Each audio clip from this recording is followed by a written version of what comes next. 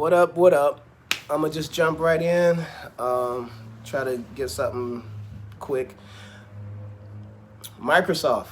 So I'm gonna try to debunk some Microsoft stuff. I see videos, and I'm sure some people, are still looking at videos to see which system should I get. Should I get PS5 or PlayStation? Should I get Microsoft Xbox? And I'm still seeing people in some comments on certain videos that are still, trying to say the PlayStation 5 is not that good and you should get an Xbox because of Game Pass. All right. Let me start off with what I like about Microsoft Xbox and what they're doing with Game Pass. And then we'll get to some real hard truth that people need to start accepting or not. We live in a world where up is down, left is right, and everything else. So, especially in the United States. So, anyway, I'm not going to get into that. So, let me get right to it. I like that Microsoft Xbox is backwards compatible all the way to the first Xbox. That is a standing ovation. That is wonderful. And that you can use your previous controllers on your new console. Beautiful. Beautiful. And they have a Game Pass, buy into system where even though it's another monthly bill, you're going to get something for it. And new games that they put out, you'll get those included with that subscription. Honestly, hands down, you can't knock that option. The fact that that's something they're doing and that's available, you can't knock it. That is awesome. Love it. Love it. Now that we got that out the way. Oh, and one more thing. The going thing is that Microsoft doesn't have games. I'm not going to keep saying that anymore for the simple fact that I just did on one of my last videos. It was like 30 minutes long that nobody probably watched. I showcased like all these games I have in my possession that I haven't even finished, and most I don't even get the chance to play. And then you got the digital ones that you download that you get free, that you maybe never bought, that you could play. I have too many games. Most people, if you have any kind of subscription or if you are invested in gaming, you easily have more games than you could possibly play. Now, unless you're the type of person who every time you beat a game or you're done playing the game, you go and sell it or whatever, you're in a different place. Then for you, it makes sense to subscribe to PlayStation Now or the Xbox Game Pass that allows you to play all the other games. Somebody like me, I'm a little split in the fact that why am I going to pay a monthly subscription for, say, PlayStation Now or even the Xbox equivalent for games I already still own, and I still own those old systems. I still have my PS2, I still have my PS3, I still have my PS4. I still have an Xbox One and an Xbox 360, not Xbox One X or Xbox One like the first Xbox, and then an Xbox 360. The last Xbox I had was the 360. Had a great experience with it, but I haven't, financially felt like I needed to do all that. So, that being said, excuse me, got something in my eye. Okay, that being said,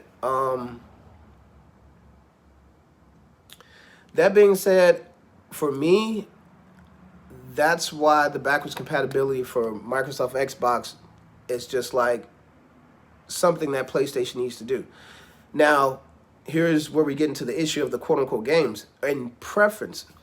So, for me, I would get an Xbox Series X and enjoy the backwards compatibility for the few games, and I do mean few games that I have on the 360 still, and whatever few games I have from the original Xbox. How much of those will I play? Enough for it to pay itself off in 5 to 6 years. But the biggest thing, honestly, the main reason why I would get an Xbox Series X right now is because of the developer option in their system that you can start the console in developer mode and download emulators that would allow you to play old Nintendo games, old Atari games, old Sega games, old PlayStation 2 and Xbox games. Like, that right there, that pays for itself, times 10. That pays for itself, and then the exclusives that are only on Xbox, if I want to play them, they're there. So Xbox Series X, makes sense for me as a gamer in the long run. Hopefully they don't touch that developer mode. But that's in addition to having a PS5 for me. So as one of the YouTubers said, the Xbox Series X is my side chick and my PS5 is my main chick. That's how it would have to be for me, because most of the games I enjoy playing would be on the PS2, the PS3, PS4, and now the PS5. Miles Morales only on Sony PlayStation. So again, I'm going to stop saying, Sony has the games, Microsoft doesn't have the games. Microsoft has games. They have plenty of games. We have too many games, honestly. We got more games than we can play in our lifetime. It's ridiculous right now. And when I see a lot of these new games that I watched on, I watched like an Xbox video or whatever, and I'm looking at these type of games, and I've seen the same thing on Sony. They have games that literally could have came out 20 years ago by looking at the graphics. But there is it's a genre that exists that a lot of video game players like to enjoy different types of games. They don't always have to be the best graphically. They just have to be fun and intriguing for people to play.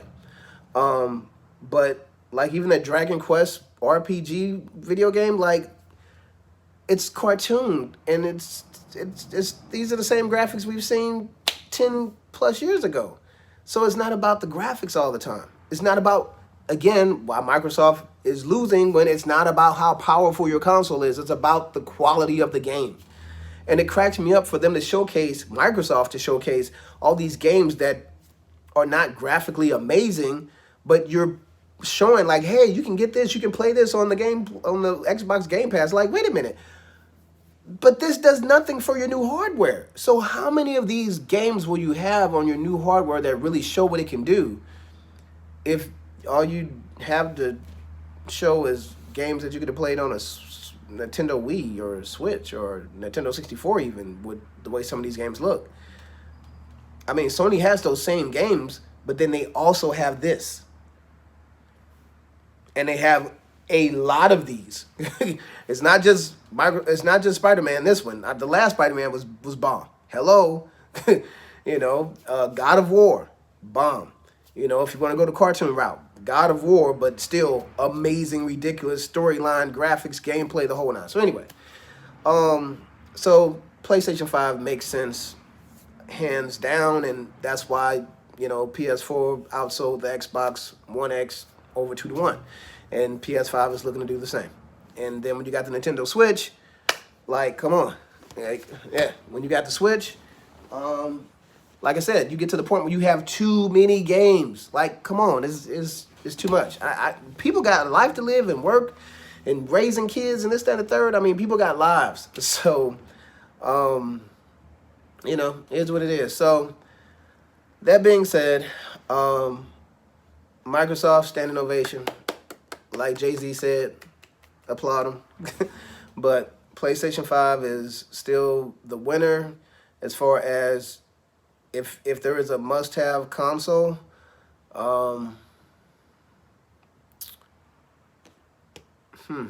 It really does. Again, it just comes down to preferences. It really does. It just comes down to preferences, because if your preference is first-person shooters and online multiplayer, maybe Xbox is the thing for you. If all your friends are on Xbox, then do that. And if first person dark scary games and kind of weird games, if that's your thing, Xbox, possibly. Even though you still got options on PS5. I mean, they got your Fortnite, they got you got Destiny on PlayStation, which you don't have on Xbox. And Destiny is made by Bungie, the same people that made Halo. So, I mean, Xbox people know if it's Bungie, they know it's good. So, so again, you have options on PlayStation 5. You got your zombie games and your dark twisted games and all that. You got a lot of weird games for all different styles and taste on both systems. So, it comes down to preference. It really does. But if I could have some engagement, I can answer questions and maybe streamline it to, and like kind of tailor it to what you're looking for. But since we're not at that point, I just have to say what I know. And Microsoft Xbox, emulator. PlayStation 5, innovator. Especially with the controller. The DualSense controller is real, and yes, we still have to wait and see how good these developers take advantage of it. We might have to wait a couple years to see them do a really good job with it. Right now, we got Astro's Playroom, which is amazing. Spider-Man uses it okay. I haven't had that much time on Spider-Man. Haven't spent that much time on Spider-Man, but again, I enjoy the controller. I really enjoy the headset. People be sleeping or saying it wasn't that good. I'm sorry. This headset is nice. This okay, and maybe let me say this. You're talking to somebody who just got a 4K TV for the first time, and also, even though I had a decent headset, because this is what, a HyperX or whatever. This was what I had on my PS4, and it was good. And I guess a lot of times I didn't use a headset. I was playing with the TV with just regular, TV speakers. So for me, jumping to this and this has really been a game changer, because I can hear so many different things now, and because it's 3D, I can tell where something is on this side of me, on that side of me. And when it's at night, I don't have to have my TV blasting. I could just, headphones, and because a lot of times, 9 times out of 10, I'm playing late at night anyway, and I'm not playing during the day because I work during the day, or I got other things to do, other responsibilities. So when I play at night, I don't have to blast my TV. Just probably won't be able to call me at night because I have my headphones on. but anyway, so again, love the headset. Still kind of mad at some other things Sony do, like, I got the new HD camera, but I don't get the options that they have with the camera from the PS4. The PS4 came with Astro and other games with the VR system. It works with the VR system, but they telling me they're coming out with a new VR system. So it don't make no sense for me to buy the old VR system and buy the old camera if y'all finna come out with a new VR system. So anyway, so I might as well wait, which is the issue with most of us gamers right now, the waiting game. Waiting till these consoles are more available so more people can get them. I'm still trying to get an Xbox Series X, even though, because if I were to get one, I'd have to sell it because financially, that's not a thing right now. So I would have to sell it and take a little bit of the money to help me to be in a better position so that in a few months, I get my Xbox Series X. Because I got to get one because of, like I said, the emulator. The emulator will allow me not only to play all my old games that I have on the PlayStation that I don't get to play, or I don't feel like setting up 3 and 4 different consoles. Just it would be a huge plus. Not to mention, more people would be willing to play and able to play, because everybody can't just pick up a controller and go to work on the new games. A lot of people are not.